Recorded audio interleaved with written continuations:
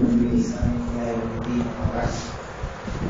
قال النبي صلى الله عليه وسلم الدعاء هو العبادة. اللہ تعالیٰ کی تعریف و توصیف بعد و رحمت کائنات مدینہ مجدار امام الانبیاء افضل الانبیاء محمد مصطفیٰ صلی اللہ علیہ وسلم کا السلام کے بعد آج انشاءاللہ عزیز اللہ کی توفیق و فضل و کرم سے بہت ہی مختصر سے وقت میں صبح اور شام کے اذکار میں سے دو اذکار آپ کے سامنے رکھوں گا.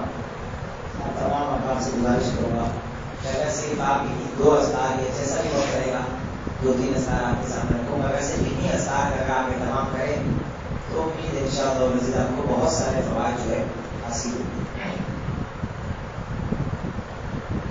سب سے پہلا جو ذکر ہے وہ سنن ابی داؤد کے حوالے سے آپ کے سامنے رکھتا ہوں. ابان بن عثمان تابعی ہیں، وہ فرماتے ہیں کہ میں نے اللہ کے نبی سے میں نے عثمان بن عفان سے سنا ہے. عثمان بن عفان کہتے ہیں کہ میں نے اللہ کے نبی صلی اللہ علیہ وسلم کو فرماتے ہوئے سنا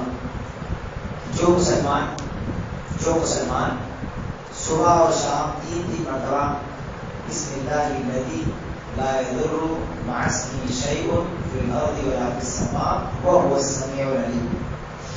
بسم اللہ الذی لا یضر مع اسمہ شیء فی الارض ولا فی السماء وهو السمیع العلیم. اگر اس دعا کو پڑھتا ہے تو پوری دنیا کی کوئی بھی چیز اس بندے کو نقصان نہیں پہنچا سکتی.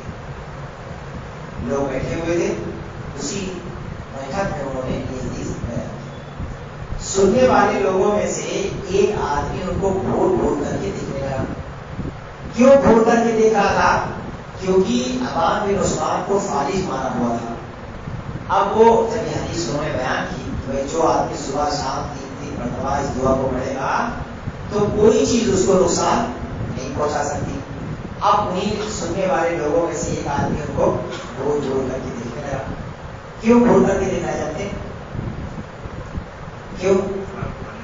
ابھی آپ حدیث بیان کر رہے ہیں جو آدمی صبح شام تین مرتبہ پڑھے گا اس دعا کو کوئی چیز اس کو نقصان نہیں پہنچائے گی، لیکن آلریڈی آپ کو فالج مارا ہوا ہے. How is this possible?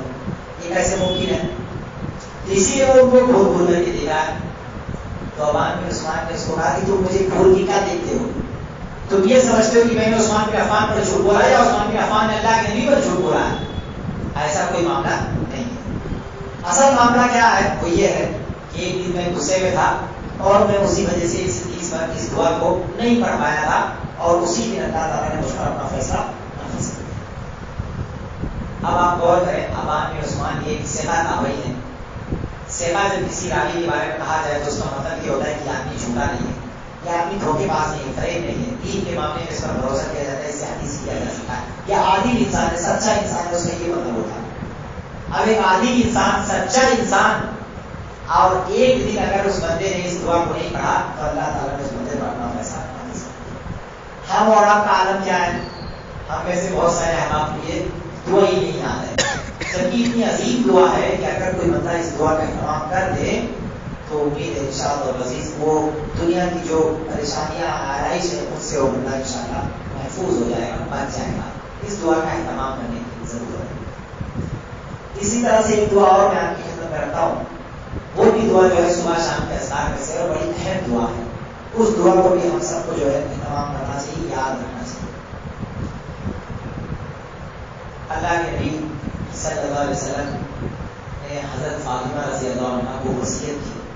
اللہ کے نبی صلی اللہ علیہ وسلم نے حضرت فاطمہ رضی اللہ عنہ کو یہ وصیت کی کہ اس دعا کو تم صبح اور شام ایک مرتبہ پڑھتے رہنا. کون سی دعا تھی؟ اللہ کے نبی نے کہا یا حی یا قیوم برحمتک استغیث واصلح لی شأنی کلہ ولا تکلنی الی نفسی طرفۃ عین ابدا. اس کا ترجمہ کیا ہوتا ہے؟ بندہ کہتا ہے اللہ سے یا حی یا قیوم، اے زندہ رہنے والے، اے زندہ جاوید، یا حی یا قیوم برحمتک استغیث، تیری رحمت کے حوالے سے میں تجھ سے مانگتا ہوں. کیا؟ برحمتک استغیث اصلح لی شأنی کلہ، تو میرے تمام معاملات کو درست فرما دے. ولا تکلنی الی نفسی طرفۃ عین ابدا، اور مجھے جو ہے میرے نفس کے حوالے پلک جھپکنے کے برابر بھی مجھے میرے نفس کے حوالے تو نہ کر۔ ٹھیک ہے، اتنی عظیم دعا کی وصیت اللہ کے نبی صلی اللہ علیہ وسلم نے حضرت فاطمہ رضی اللہ عنہ کی کہ ہر دن تم صبح اور شام اس کو ایک ایک بار پڑھتے ہیں۔ اس میں جانتے ہیں سب سے اہم پوائنٹ کیا ہے؟ وَأَصْلِحْ لِي شَأْنِي كُلَّهُ، کہ اللہ تعالیٰ میرے تمام معاملات کو تو کیا کر دے؟ درست کر دے، ٹھیک کر دے۔ ہر دن جب آدمی صبح اٹھتا ہے تو اس کے سامنے 4-5 معاملے رہتے ہیں، ارے یار یہ معاملہ پھنسا ہوا، وہ معاملہ پھنسا ہوا، یہ حل نہیں ہوا، وہ حل نہیں ہوا۔ لیکن اگر آدمی اس دعا کا اہتمام کرتا ہے مسلسل کنٹینیوس، تو امید ہے کہ انشاءاللہ العزیز اس بندے کے معاملات کیا ہوں گے؟ صحیح ہو جائیں گے۔ آپ لوگوں میں سے کتنے لوگوں کو دعا یاد ہے؟ آپ کو یاد ہے؟ صرف ایک بھائی کو یہ دعا جو ہے یاد ہے، ورنہ اور کسی بھی بھائی کو دعا یاد نہیں۔ اسی طرح سے اور بھی کئی دعائیں ہیں، ابھی جیسے بھائی نے کہا پہلے والی دعا کتنے لوگوں کو یاد ہے؟ 3 لوگوں کو، باقی اور لوگوں کو دعا یاد نہیں ہے۔ اتنی اہم دعا ہے جبکہ ہم سب اس چیز کا اہتمام نہیں کرتے، اس کی طرف دھیان نہیں دے رہے، جو کہ دینا چاہیے۔ ایک دعا اور بتا کر کے لاسٹ میں ایک بات اور بتانے کی بات ختم ہوگا۔ 2 دعا ہوئی، تیسری دعا جو صبح شام کے اذکار میں سے جس کا اہتمام شدت سے کرنا چاہیے، بہت بطور خاص اس کا اہتمام ہونا چاہیے۔ جو تیسری دعا وہ 2 ہے، ایک صبح کے وقت ہے، ایک شام کے وقت ہے۔ حتی الامکان کوشش کر کے آدمی کو اس کا اہتمام کرتے رہنا چاہیے، بہت زیادہ لمبی نہیں۔ صبح کے بارے میں کیا ہے کہ ایک مرتبہ اللہ کے نبی صلی اللہ علیہ وسلم فجر کی نماز اللہ کے نبی نے پڑھی، فجر کی نماز پڑھ کر کے گھر آئے، ان کی ایک بیوی اللہ کے نبی کی مصلی پر بیٹھی ہوئی تھی، نماز پڑھ رہی تھی، مصلی پر بیٹھی، اللہ کے نبی بغل سے گزر کر کے باہر گئے۔ باہر جانے کے بعد جب چارج کا وقت ہو گیا تب اللہ کے نبی صلی اللہ علیہ وسلم واپس آئے تو دیکھا کہ میری اہلیہ جو ہے اسی مصلی پر بیٹھ کر کے ذکر و اذکار پڑھ رہی ہے۔ تو اللہ کے نبی نے ان سے کہا کہ جتنا دیر تم نے بیٹھ کر کے ذکر و اذکار کی ہے، میں نے جو ہے اتنے دیر میں چند کلمات جو ہے 3 بار میں نے کہے ہیں۔ کتنے کلمات؟ 4 یا 5 مرتبہ کیا نہیں آ رہا، لیکن چند کلمات جو ہے میں نے 3 مرتبہ ان کو کہے۔ اگر ان کو ایک پلڑے میں رکھا جائے اور جتنا ذکر تم نے کیا اس کو ایک پلڑے میں رکھا جائے، دونوں کو تولا جائے، تو میرا جو ذکر کیا ہوا وہ تم سے بھاری ہوگا، زیادہ مزید ہوگا۔ وہ ذکر کیا ہے؟ سبحان اللہ و بحمدہ عدد خلقہ ورضا نفسہ وزنۃ عرشہ ومداد کلماتہ۔ سبحان اللہ و بحمدہ عدد خلقہ ورضا نفسہ وزنۃ عرشہ۔ آپ دیکھا اتنی بڑی بات اللہ کے نبی نے اس جملے پر غور کریں کہ فجر کی نماز پڑھنے کے بعد سے لے کر کے چارج کی نماز یعنی سورج 1-2 نیزہ بلند ہو گیا، اللہ کے نبی آتے ہیں اور جب تک ان کی اہلیہ وہاں بیٹھ کر کے ذکر و اذکار کر رہی ہے، اللہ کے نبی کہتے ہیں جتنا نیک تم نے کیا ہے نا ان سب کو اگر تولا جاؤ، جو میں نے صرف 3 بار یہ جملہ کہا اس کو تولا جائے تو یہ اس کے مقابلے میں زیادہ وزنی ہو گئے، زیادہ اجر و ثواب کا۔ کتنے لوگوں کو یہ دعا یاد ہے؟ ایک بھی؟ ہاں بھائی کو یاد ہے، ماشاء اللہ ان کو سب دعا یاد ہے۔ ایک دعا اور شام کی دعا بتاتا ہوں، وہ بھی بڑی اہم ہے، ہم لوگوں کو اس کا اہتمام کرنا چاہیے۔ صحابہ کرام اہتمام کیا کرتے تھے، جیسے اللہ کے نبی صلی اللہ علیہ وسلم فرماتے کہ اگر کوئی شام میں 3 مرتبہ اعوذ بکلمات اللہ التامات من شر ما خلق اگر پڑھ لیتا ہے تو بخار سے جو باقی جو موذی جانور ہیں ان سے اللہ تعالیٰ اس بندے کو کیا کرتا ہے؟ بچا لیتا ہے، محفوظ کر دیتا ہے۔ ایک جگہ جب حدیث میں آتا صحیح مسلم میں کہ جب صحابہ کرام کہیں دور دراز سفر میں جاتے، کہیں رکتے ہو، تب ان کو معلوم نہیں ہوتا تھا کہ کہاں سے کوئی موذی جانور آ جائے گا، کچھ پتا نہیں۔ اب جنگل بیاباں ایسے جاتے تب وہ کیا کرتے تھے؟ اللہ کے نبی کا جہاں بھی پڑاؤ ڈالنا ہو، کوئی بندہ اس دعا کو پڑھ لے تو کوئی بھی موذی جانور اگر بغیر میں اس کو نقصان نہیں پہنچائے۔ حتیٰ کہ یہاں تک حدیث میں ملتا ہے، آپ سے کریں گے صحابہ رسول کا واقعہ ہے، اگر مجھے اللہ صحابہ رسول کا صحیح سند سے واقعہ کہ ایک مرتبہ کہیں گئے تھے تو کچھ کیڑے مکوڑے جانے کا ڈر تھا، تو انہوں نے اعلان کر کہا ایسے کہ یاد رکھنا کہ کوئی بھی ہم کو تکلیف نہ پہنچائے، ہم نے دعا مانگی ہے۔ یہی دعا انہوں نے جو ہے وہاں پر پڑھی۔ ابھی میرے پاس موبائل آئی تھی کہ میں ایسے اشارہ کر رہا ہوں کہ یہ دعا کوئی معمولی دعا نہیں ہے، یہ موذی جانور کیڑے مکوڑوں سانپ بچھو اگر کہیں سے آنے کا ڈر ہو تو ان سب سے بچنے کے سب سے عظیم اور سب سے بہتر دعا ہے۔ اگر آدمی شام میں اس کو 3 مرتبہ پڑھ لے تو صحیح حدیث کے مطابق بخار سے اور باقی ساری چیزوں سے بندہ جو ہے محفوظ ہو جاتا ہے، بچ جاتا ہے۔ آخر میں ایک بات کہہ کر کے اپنی بات ختم کرتا ہوں۔ بہت سارے لوگوں کو ذکر و اذکار کی زیادہ اہمیت نہیں معلوم ہوتی ہے. وہ سمجھتے ہیں کہ بس ایسے ہی ہے, کوئی واجب تھوڑی ہے, ایسا تھوڑی کرنٹ نہیں کریں گے تو کوئی ایسا سمجھتے لوگ. میں بار بار یہ بات کہتا ہوں کہ دیکھیے صبح شام کے جو اذکار ہیں یا دیگر جو اذکار ہیں ان سب کا اہتمام کیوں کیا جاتا ہے جانتے ہیں؟ اس کی ایک سب سے بڑی وجہ کیا ہے؟ دیکھیں علامہ ابن الجوزی علامہ ابن القیم کہتے ہیں کہ جب بندہ مسجد سے باہر جاتا ہے تو شیطان اس کے قریب آتا ہے. اگر شیطان کو ہٹانا ہے تو اس کا صرف ایک ہی راستہ ہے کہ بندہ جتنا زیادہ اللہ کا ذکر کرے گا شیطان اس سے اتنا ہی دور رہے گا.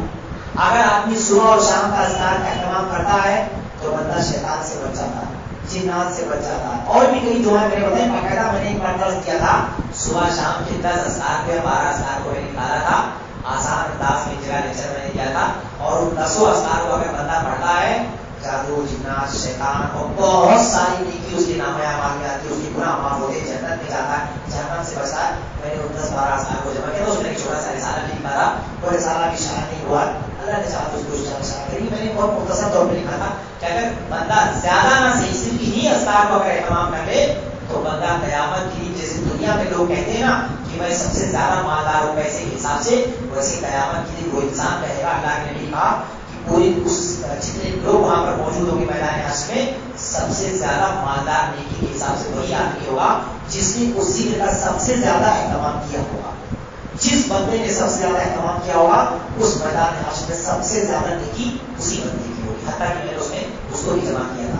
خیر میں آپ سے کہنا چاہتا ہوں اللہ کے واسطے ان سب چیزوں میں سنت واجب کر کے ان سب چیزوں کو مت چھوڑے. ہاں یہ سمجھ کر کے اہتمام کریں کہ میرے نبی نے اہتمام کیا, ہم کو بھی اہتمام کرنا چاہیے تاکہ میں شیطان سے بچ جاؤں اور جنات سے بچ جاؤں, موذی جانور سے بچ جاؤں, فلاں بیماری سے بچ جاؤں, فلاں کیڑے مکوڑے سے میں بچ جاؤں, فلاں یہ وائرس وغیرہ سے بچ جاؤں. ان سب چیزوں سے حفاظت چاہتے ہیں تو ان ساری چیزوں ان سارے اذکار کا اہتمام کریں. اللہ تعالیٰ سے دعا کرتا ہوں تمہاری رہا کہ ہم سب کو مصنوع دعاؤں کو یاد کرنے کی توفیق عطا فرما, ہم سب کو ہم سب کی شیطان سے حفاظت فرما. آمین وآخر دعوانا الحمد للہ رب العالمین. شیخ اس میں دعا جی پہلی دعا ہے بسم اللہ الذی لا یضر مع اسمہ شیء فی الارض ولا فی السماء وهو السمیع العلیم. شیخ یہ اس دعا کے دو الفاظ ملتے ہیں نا, اعوذ بکلمات اللہ التامہ من شر ما خلق اور اعوذ بکلمات اللہ التامہ من شر ما خلق. یہ جو دعا ہے جو ہمارے شیخ نے بتائی یہ دعا صحیح بخاری موجود ہے کہ ابراہیم علیہ السلام اپنے دونوں بچوں پر پڑھ کر کے نام کرتے تھے کیا اعیذکما بکلمات اللہ التامہ. اس کا ترجمہ یہ ہوتا ہے کہ اعیذکما بکلمات اللہ التامہ, اے اللہ تعالیٰ میں ان دونوں کو تیری پناہ میں دیتا ہوں تیرے مکمل کلمات کے ذریعے. اعیذکما بکلمات اللہ التامہ من کل شیطان وہامہ. اے اللہ تعالیٰ میں ان دونوں کو اسماعیل اور یعقوب کو تیری پناہ میں دیتا ہوں تیرے مکمل کلمات کے ذریعے. من کل شیطان ہر شیطان سے, وہامہ ہر موذی جانور سے, ومن کل عین لامہ اور ومن کل ہر ملامت کرنے والی آنکھ سے یا نظر لگانے والی آنکھ سے. ایک چھوٹی سی دعا یہ پڑھ کر کے اگر بچوں پر دم کر دیا جائے تو گویا کہ بندہ اپنے بچے کو اللہ کی حفاظت میں دے دیتا ہے. ہمارے یہاں جب بچوں کو لے کے جایا جاتا ہے کوئی دعا نہیں, بہت اچھا ہے کچھ نہیں, کوئی دعا نہیں, کوئی معاشرہ نہیں, کوئی بات نہیں. جبکہ کہیں بھی آدمی بچے کو لے کر کے جائے بطور خاص نہلا دھلا کر کے ایک بار اس دعا کو پڑھ کر کے دم کر دینا چاہیے تاکہ کسی نظر لگانے والی آپ کی نظر میرے بچے کو نہ لگے. کوئی آپ نے دیکھا ہوگا بچپن میں ہم لوگ جب چھوٹے تھے تو اپنی جان چھوٹے سے کمرے میں رہتی تھی. مجھے آج بھی یاد ہے پیر پھیلانے ڈھنگ کی جگہ نہیں تھی, میرے ابا بہت پہلے ویسے تھے, پیر اوپر کر کے ہم لوگ سوتے تھے تو وہاں سے چوہا وہاں کھانے کا ڈر ہوتا تھا. تو اپنی جان پہلے کیا کرتی تھی بچے کو کہاں سلاتی تھی جانتے ہیں, کہاں چوہے سے بچانا ہو کہ کہاں سلاتی تھی اپنے بچے کو, کچھ سمجھ پا رہے ہیں پہلے کہاں سلائیں گے بتاؤ, اگر زمین پہ نہیں سلانی تو نہیں. جب اپنی جان کو بچانا ہوتا تو اپنے پیٹ پہ سلا لیتی تھی. کہاں سلاتی تھی؟ جب بچے کو بچانا ہوتا تھا تو اپنی جان اس کو اپنے پیٹ پہ سلا لیتی تھی. اب ہم لوگ کیا کرتے ہیں, پیٹ پہ تو سلاتے ہیں ساتھ ساتھ میں دعا بھی دم کر دیتے ہیں. کہتا تھا اس کو دم کر دیا تیرے حفظ و امان میں دے دیا میرے پروردگار, میں اگر تھوڑی دیر کے لیے غفلت میں ہو جاؤں تو کوئی موذی جانور آ کر کے اس کو تکلیف نہ پہنچا. جب بندہ دم کر دے گا امید ہے کہ انشاءاللہ اللہ تعالیٰ اس کو دے اس بچے کی حفاظت. تو یہ تو حدیث میں تو بچے کا دم ہے. ہاں اب جیسے مجھے اپنے پہ دم کرنا ہے تو اعوذ بھی بکلمات اللہ. اور مجھے کسی اور پر دم کرنا ہے جیسے رقیہ کرتے ہیں. ہاں. اب کسی بڑے کا رقیہ کرنا ہے. ہاں، تو اعوذ بکلمات اللہ. وہ اسے کا مطلب عربی گرامر کے حساب سے اعوذ مانے پناہ میں لینا، اعوذ مانے پناہ چاہتا ہوں میں. دونوں میں فرق ہے، سیگا بدل جائے گا، معنی بدل جائے گا. اعوذ مانے میں پناہ لیتا ہوں، تیری پناہ چاہتا ہوں. اعیذکم یعنی میں پناہ میں تم کو دیتا ہوں. ایک اور موٹی چیز بتا دوں، بسا اوقات ہمارے یہاں جب کوئی عربی قاعدہ نہیں جانتا ہے تو اس سے تھوڑی بڑی غلطی ہوتی ہے. ہمارے یہاں احباب شاید ایسا سمجھتے ہیں کہ اعیذکم یہ جمع کا صیغہ ہے، تو بعض احباب سمجھتے ہیں کہ اس کو واحد کے لیے کیسے استعمال کریں گے. نہیں، صحیح بات کیا ہے، قرآن کی جو زبان ہے، عربی جو زبان ہے، اس کے حساب سے کم کا جو صیغہ ہے واحد، تسنیہ، جمع سب کے لیے استعمال ہوتا ہے. میں آپ کو مثال دے دیتا ہوں. ہم سب ایک دوسرے سے سلام کرتے ہیں تو کیا کہتے ہیں؟ سامنے کتنا آدمی ہو جائے کہ حدیث سے لکھتے ہیں السلام علیکم بھی ہے، السلام علیکم بھی ہے. کم کا صیغہ واحد کے لیے استعمال ہے، تسنیہ کے لیے استعمال ہے اور جمع کے لیے بھی استعمال ہوتا ہے. صحیح حدیث سے قرآن کی آیت سے ثابت ہے. لہٰذا کوئی اتنا زیادہ صحیح کا مسئلہ نہیں ہے. کوئی ضرور بھی پڑھ دیا آپ نے، چاہے ایک ہو، دو ہو، 10 ہو، 15 ہو، کوئی مسئلہ کوئی حرج نہیں. وہ جو آپ نے پہلی حدیث دعا بتائی تھی بسم اللہ الذی لا یضر مع اسمہ شیء فی الارض ولا فی السماء، تو شیخ آپ نے بتائی کہ اس میں انہوں نے نہیں پڑھی تو ان کو لقوا لگ گیا، فالی لگ گیا. ابھی کسی بندے نے پڑھا اور اس کو نقصان ہو گیا تو پھر ایسا نہیں ہوگا. ایسا میں نے دیکھا. ایسا تو پاسبل اس سے نہیں ہوگا. دیکھیے کبھی کبھار کیا ہوتا ہے، ایک موٹی بات بہت اہم بات بتائیں. ایک آدمی مان لیجیے نیک ہے، وہ بندہ اللہ تعالیٰ کی بات کو مانتا ہے، برابر نماز پڑھتا ہے، کسی پر ظلم نہیں کرتا، کسی کی زمین ہٹنی نہیں، اسے بلا وجہ اپنی بیوی کو مارا نہیں، بلا وجہ اپنے بچے پر ظلم نہیں، پڑوسی کے ساتھ ظلم نہیں. اللہ تعالیٰ کسی بندے کو دو ہی صورت میں کوئی بھی چیز اگر اس کے بعد نازل کرتا ہے، اگر کوئی چیز نازل ہو رہی ہے اس کی صرف دو ہی اسباب ہوتے ہیں. کتنے؟ کیا ہمیشہ یاد رکھیے، میں بات بتا رہا ہوں، زندگی میں کسی بھی انسان کے اوپر کوئی بھی مصیبت آئی ہے اس کے صرف دو ہی سبب ہوتے ہیں. پہلا، یا تو اللہ تعالیٰ اس بندے کو آزما رہا ہوتا ہے. پہلا آزمائے گا کب؟ زیادہ گمان، غالب گمان یہ ہوتا ہے کہ جب بندہ نیک ہوتا ہے تب بندہ اللہ تعالیٰ بندے کو آزما دیتا ہے. لیکن دوسرا جو سبب ہوتا ہے، جب بھی مصیبت اس کو آئے گی تو پہلے وہ یہ چیک کرے کہ کیا یہ میرے کسی گناہ کی وجہ سے تو نہیں ہے. وما اصابکم من مصیبت فبما کسبت ایدیکم. جب بھی مصیبت اس بندے پر آئے وہ فوراً اپنے اعمال کو چیک کرے، کیونکہ مصیبت آئی ہے تو سمجھ جائے دو ہی صورت ہوگی، یا تو اللہ تعالیٰ مجھے آزما رہا ہوگا، یا تو ایسا ہو سکتا ہے کہ میں نے گناہ کیا ہے، اس گناہ کی میں نے معافی نہیں مانگی، اس گناہ کی وجہ سے بطور سزا اللہ تعالیٰ نے مجھ کو دیا. پہلے کے وقت میں ایسا ہوتا تھا کہ جب کسی کو سزا لگتی تھی تو وہ بندہ بھاگ جاتا تھا کہ یہ سزا مجھے اسی وجہ سے ملی ہے. صحیح مسلم میں قصہ موجود ہے، کبھی آؤں میں تفصیل ترجمہ میں بتا ہوا، لیکن اختصار سنا تھا. ایک مرتبہ ایک صحابی رسول ایک عورت کو بددعا دی تھی کہ اللہ تعالیٰ یہ اندھی ہو کر کے مرے، اس لیے میرے اوپر اگر جھوٹ بولا ہے یہ اندھی ہو کر کے مرے، اور کیا نام ہے اس کی قبر، اس کے گھر کو تو اس کی قبر بنا دیا. راوی حدیث کہتے ہیں کہ میں نے اپنی آنکھوں سے دیکھا کہ وہ عورت ایسے دیوار پکڑ پکڑ کر چلتی تھی اور کہتی تھی کہ مجھے ساتھ کی بددعا لگ گئی، مجھے ساتھ کی بددعا لگ گئی. یہ پہلے کے لوگ جانتے تھے کہ ہاں مجھے اسی کی بددعا لگی کیونکہ میں نے یہ جرم کیا، گناہ کیا. آج کل کے لوگ ایسے ہیں کہ ان کو معلوم ہے کہ میری اسی گناہ کی وجہ سے، لیکن بولتا نہیں، وہ لگتا ہے بلڈ پریشر تھوڑا سا ہائی ہو گیا ہے، لگتا ہے یہ میں اگر ڈرائیونگ کر رہا ہوں بہت دیر سے، اس وجہ سے جو ہے نا زیادہ چڑھ گیا ہے. میرے بھائی ہر ایک بیماری کسی نہ کسی وجہ سے ہی آتی ہے، لیکن آئی کیوں ہے یہ غور کرنے والی بات ہے. زیادہ دیر تک بیٹھے ہو بولا ہاں میں نے لگتا ہوا چھت سے بھائی کوئی نہیں، تمہیں ہڈی تھوڑا کریک ہو گئی. ارے بھائی ہڈی تو کریک ہوگی لیکن ہوئی کیوں یہ چیک کرو آپ، کیوں ہوئی؟ مصیبت آئی دو ہی وجہ ہوگی، یا تو اللہ آپ کو آزما رہا ہے یا تو آپ کی کرتوت کا کرنا.